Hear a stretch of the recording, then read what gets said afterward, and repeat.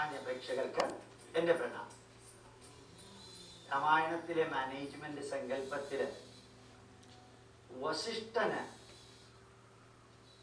അദ്ദേഹം തളരാതെ പ്രവർത്തിച്ച ഒരു സംഭവം ഉണ്ടായിട്ടുണ്ട്. ഏത് മാനേജറുടെയും ഡയറക്ടറുടെയും അഡ്വൈസർമാർ തളരരുത്. അവർക്ക് കൊടുക്കാൻ സാധിക്കുന്ന പ്രൈം അഡ്വൈസ് ഉണ്ട്, പ്രധാനപ്പെട്ട ഉപദേശം. അത് ഫെയിലായാൽ അഡ്വൈസേഴ്സും കൗൺസിലേഴ്സും കൺസൾട്ടന്റുമാരും ഒരു കാരണവശാലും ഇനി ഞാൻ എന്ത് ചെയ്യാനാണ്, വാട്ട് ക്യാൻ ഐ ഡു എന്നൊരു ചോദ്യം അവർക്ക് ബാധകമല്ല. അതുകൊണ്ട് രാജഗുരുവായ വസിഷ്ഠൻ മാത്രം അനവധി ആൾട്ടർനേറ്റീവുകൾ പറയുന്നുണ്ട്. നമുക്ക് ഏറ്റവും യോജിച്ച രീതിയിലുള്ളൊരു അപ്രോച്ചാണ് വസിഷ്ഠൻ എടുത്തത്. വസിഷ്ഠൻ രാമനോട് പറഞ്ഞു, രാമ, ധർമ്മശാസ്ത്ര പ്രകാരം ഒരു രാഷ്ട്രത്തിന്റെ അധിപതിയാകേണ്ടത് രാജാവിന്റെ അല്ലെങ്കിൽ ചക്രവർത്തിയുടെ മൂത്തപുത്രനാണ്, ജ്യേഷ്ഠപുത്രൻ. ചേട്ടന്റെ മകൻ നല്ല അർത്ഥം മൂത്തപുത്രനാണ്.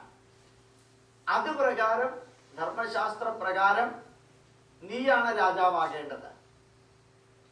ആ നിയമത്തിൽ വയലേഷൻ വരുത്താൻ കൈകേയിയുടെ ഉപദേശത്തിനോ അച്ഛന്റെ ഉപദേശത്തിനോ അവകാശമില്ല. അച്ഛന് താല്പര്യമില്ല എങ്കിൽ അടുത്ത വ്യക്തിക്ക് രാജ്യാധികാരം കൊടുക്കാൻ ഒരു കാരണവശാലും അനുവദിക്കുന്നില്ല ധർമ്മശാസ്ത്രം. അതുകൊണ്ട് പിന്നെ വേറെ ഏതെങ്കിലും കുറവുണ്ടെങ്കിൽ ധൃതരാഷ്ട്രർക്ക് കണ്ണു കണ്ടുകൂടായിരുന്നു, അല്ലെങ്കിൽ ചെവി കേട്ടൂടാ, അല്ലെങ്കിൽ സംസാരിക്കാൻ അറിഞ്ഞൂടാ. ഈ 3 കുറവുകൾ ഉണ്ടെങ്കിൽ സംസാരത്തില് കോൺവെർസേഷനില് അപാകതയുണ്ട്. ഈ 3 അപാകത ഉണ്ടെങ്കിൽ രാജാവായിരിക്കാൻ യോഗ്യതയില്ല. അതുകൊണ്ടാണ് ധൃതരാഷ്ട്രർക്ക് പകരം പാണ്ഡു രാജാവായത്. ഇവിടെ രാമൻ ഈ അപാകതകളൊന്നുമില്ല. അതുകൊണ്ട് രാമൻ ധർമ്മശാസ്ത്ര പ്രകാരം രാജാവായി തന്നെ ഇരുന്നാലും ഒരു തരത്തിലും പാപമോ അല്ലെങ്കിൽ ഒരു നെഗറ്റീവോ ഭാവി ലോകം അങ്ങയിൽ ആരോപിക്കില്ല. അത് ശ്രീരാമൻ കേട്ടില്ല.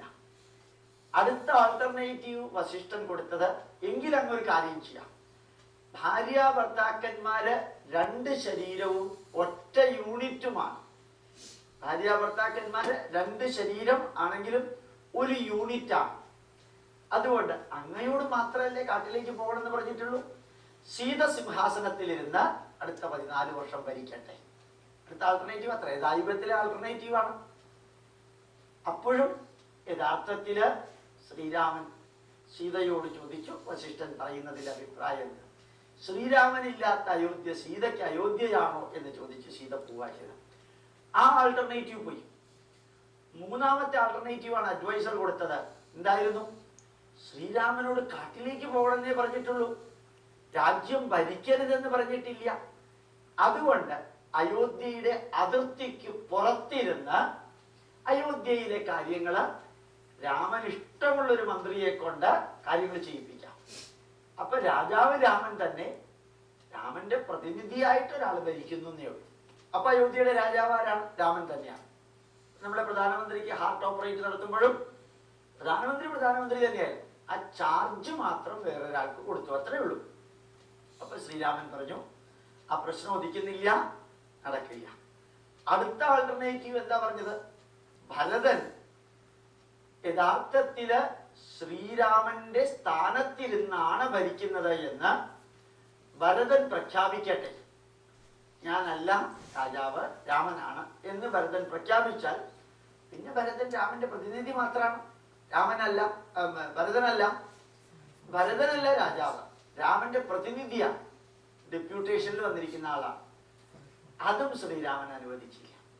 ഇത്രയും ഞാൻ ശ്രോതാക്കളോടും പ്രേക്ഷകരോടും പറയാൻ കാരണം, നമ്മൾ ഏതെങ്കിലും കമ്പനിയിലും പല സ്ഥലങ്ങളിലും വർക്ക് ചെയ്യുമ്പോൾ നമ്മളുടെ അഭിപ്രായങ്ങള്, ഉപദേശങ്ങള്, മാർഗനിർദ്ദേശങ്ങള് അത് സ്വീകരിക്കാൻ ആഗ്രഹമുള്ള വ്യക്തികൾ ഉണ്ടെങ്കിൽ ഈ നിസ്സഹായ അവസ്ഥയിൽ നിന്നുകൊണ്ട് പിന്മാറുന്നതിന് പകരം ബുദ്ധിയും യുക്തിയും ഉപയോഗിച്ച് പല പല ആൾട്ടർനേറ്റീവുകളും കൊടുക്കാനുള്ള ബാധ്യത രാജഗുരുക്കന്മാരെ പോലെ ഉപദേശകർക്കുണ്ട് എന്ന് വളരെ വ്യക്തമായ ഭാഷയിൽ വസിഷ്ഠ മഹർഷി ശ്രീരാമനോട് പറയുന്നു.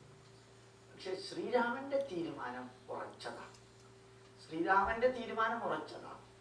വസിഷ്ഠൻ 5ാമത്തെ സ്റ്റെപ്പ് കളരിയിൽ ചിലപ്പോൾ പറയാറുണ്ട് അത്ര 18ാമത്തെ അടവ്. ഞാനിങ്ങനെ അത്ഭുതപ്പെട്ടു, എന്താണാവോ ഈശ്വര 18ാമത്തെ അടവ്. അപ്പുറത്തുള്ള ആൾ ഇടത്തോട്ടോ വലത്തോട്ടോ നോക്കുമ്പോൾ കുറെ മണ്ണെടുത്ത് കണ്ണിലിടുക, അതോടുകൂടി അയാളുടെ കാര്യം കൂട്ടും. അതാണ് 18ാമത്തെ അടവ്. അപ്പൊ ഇവിടെ വസിഷ്ഠൻ ഉപയോഗിച്ച ലാസ്റ്റ് ടെക്നിക്ക് ഈ കൈകേയിയെ left and right hand fire ചെയ്യുക ചെയ്തത്. വളരെ മോശമായ ഭാഷാ പ്രയോഗം പോലും വസിഷ്ഠനിൽ ആ സമയത്ത് നമുക്ക് കാണാൻ സാധിക്കും. വികാരത്തിന്റെ അടിസ്ഥാനത്തിൽ വസിഷ്ഠൻ സംസാരിക്കുന്നത്. അതിൻ്റെ ഇമ്പാക്റ്റ് കൊണ്ടാണെങ്കിലും കൈകേയി താൻ പറഞ്ഞത് തെറ്റാണെന്ന് മനസ്സിലാക്കി പിന്മാറുകയാണെങ്കിൽ ഈ നാടകം മുഴുവനും അവസാനിപ്പിച്ച് അയോധ്യയുടെ രാജസിംഹാസനത്തിൽ രാമന് ഇരിക്കാൻ അല്ലെങ്കിൽ രാമനെ ഇരുത്താൻ സാധിക്കുമല്ലോ എന്ന് രാജഗുരുവായ വസിഷ്ഠൻ ചിന്തിച്ചത് കൊണ്ടായിരിക്കാം അവസാനത്തെ അടവും വസിഷ്ഠൻ ഉപയോഗിച്ചത് എന്ന് പറഞ്ഞുകൊണ്ട് മാനേജ്മെന്റ് തത്വങ്ങൾ മനസ്സിലാക്കാൻ ഇങ്ങനെയെല്ലാം നമുക്ക് സാധിക്കട്ടെ എന്ന് പ്രാർത്ഥിച്ചുകൊണ്ട് എൻ്റെ വാക്കുകൾ അവസാനിപ്പിക്കുന്നു. പ്രണാമം, നമസ്കാരം.